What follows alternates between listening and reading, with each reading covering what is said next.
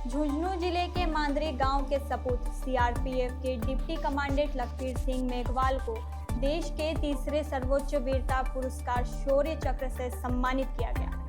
यह सम्मान उन्हें 30 जनवरी 2024 को छत्तीसगढ़ के दंतेवाड़ा में नक्सली मुठभेड़ के दौरान अदम्य साहस और वीरता का प्रदर्शन करने के लिए प्रदान किया गया। गुरुवार को राष्ट्रपति भवन नई दिल्ली में आयोजित भव्य सैन्य समारोह में महामहिम राष्ट्रपति द्रौपदी मुर्मू ने उन्हें यह वीर पुरस्कार प्रदान किया।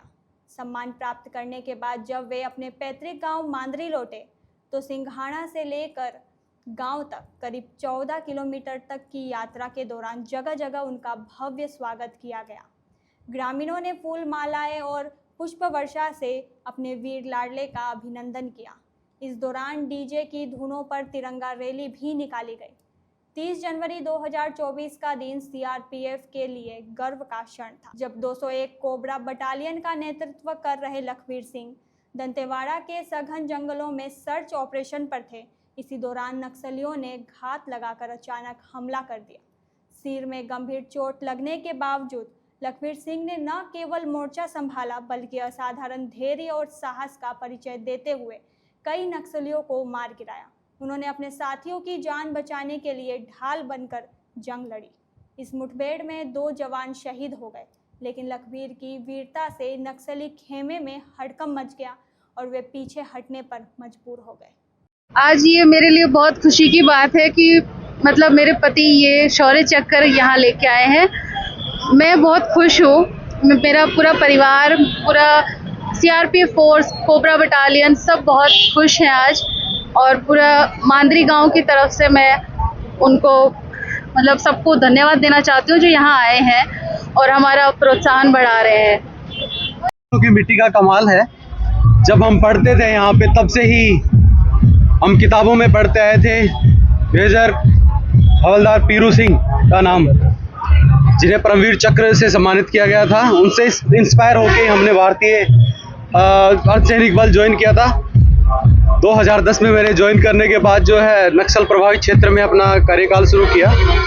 उसी कार्यकाल के दौरान माननीय प्रधानमंत्री श्री नरेंद्र मोदी के एक सपने थे कि 2026 तक नक्सलवाद को हम जड़ से उखाड़ फेंकेंगे। वो कार्य हमें दिया गया। उस कार्य को बड़ी तत्परता से और बड़ी लगन से हम लोग कर रहे हैं। और सीआरपीएफ देश का एकमात्र ऐसा बल है जो कि इस नक्सलवाद की बहुत सारी मार झेल चुका है।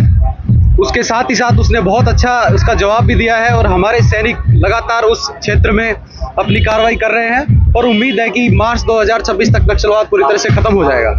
कैसे ऑपरेशन को पूरा किया? जो ऑपरेशन हमें दिया गया था वो फॉरवर्ड ऑपरेटिंग बेस स्टेब्लिश करने के लिए दिया गया था, जिसमें कि ग्रामीण इलाके, जो सुदूर ग्रामीण इलाके हैं जहाँ पे प्रशासन की पहुँच पाती है, जहाँ तक सुविधाएं नहीं पहुँच पाती हैं, उन क्षेत्रवासियों को सरकार की सारी सुविधाएं मुहैया कराई जाएं। इस चीज़ को ध्यान में रखते हुए सरकार का एक नियम था कि उस जगह फॉरवर्ड ऑपरेटिंग बेस लगाया जाए, जहाँ से समाज के जो असामाजिक तत्व है उनको वहां से मार भगाया जाए। जो कि नक्सलवाद उस क्षेत्र में पनपा हुआ है, उसको जड़ से उखाड़ फेंकना है। इसी कार्रवाई के लिए हम गए थे 30 जनवरी 2024 को। तब नक्सलियों ने हम पे घेरा डाल करके बहुत तगड़ा फायर किया था। 4.5 घंटे का इनकाउंटर चला था। 4.5 घंटे के इनकाउंटर में मेरी कंपनी थी, मैं उसका कमांडर था।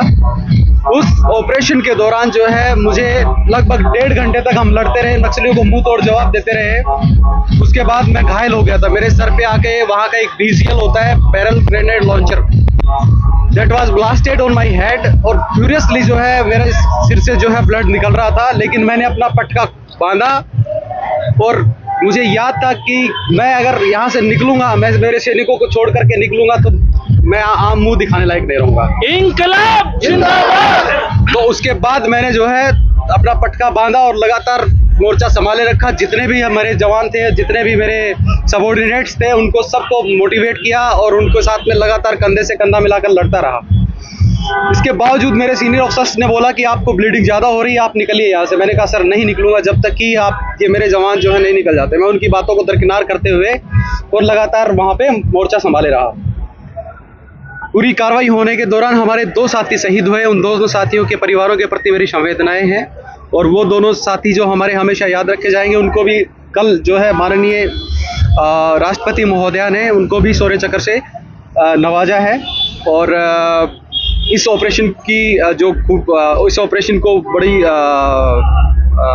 सफलता से जो है उन्होंने माना और उनको एक रिकॉग्निशन दिया है। आज गांव में बधाई अपनी माटी में पहुंचे हैं, क्या कहेंगे इसके लिए? सम्मान हो रहा है। बिल्कुल सर, झुंझुनू में पहुंचने के बाद लगता है कि हाँ, मेरे घर पहुंच गया हूं।